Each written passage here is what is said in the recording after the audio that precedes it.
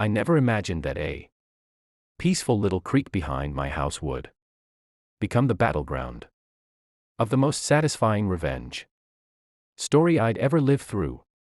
That creek had been there longer than the HOA. Longer than most of the houses.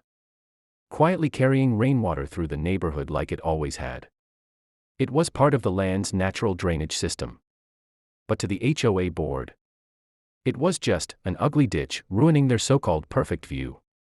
They wanted smooth lawns, straight lines, and control over everything, even nature. One morning, I woke up to the sound of heavy machinery. Trucks. Cement mixers. Workers pouring thick, gray concrete straight into the creek. I ran outside and asked what was going on. And they told me.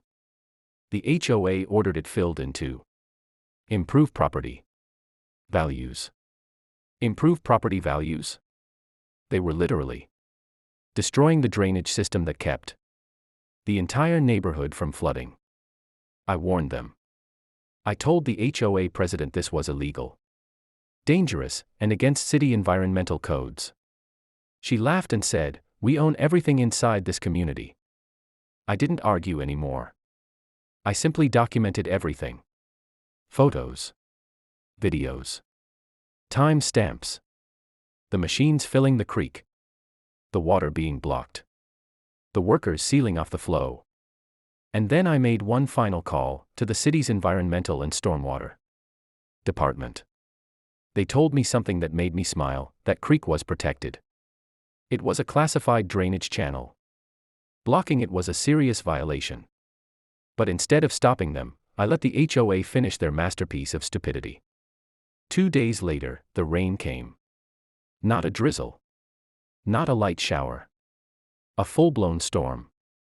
The kind of rain that pours like the sky cracked open. And since the creek was now sealed with concrete, the water had nowhere to go. It didn't take long. Within hours, water started rising, first on the roads, then into the yards, and finally into garages and basements. The very homes the HOA claimed they were protecting were now drowning. People were screaming. Cars were floating. Lawns turned into lakes. The HOA office was being bombarded with phone calls. But there was nothing they could do. Emergency crews showed up. And the first thing they noticed was the blocked creek. When they traced it back, all fingers pointed straight to the HOA. That's when I quietly handed the city my photos and videos.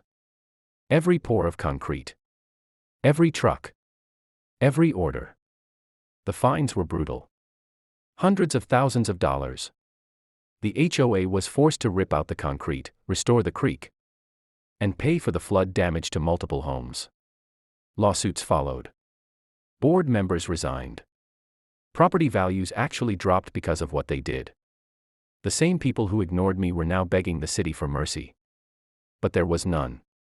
All of this happened because they thought they could control nature. They thought power meant ownership. But the land always wins. And when you block what's meant to flow, the pressure builds until everything breaks.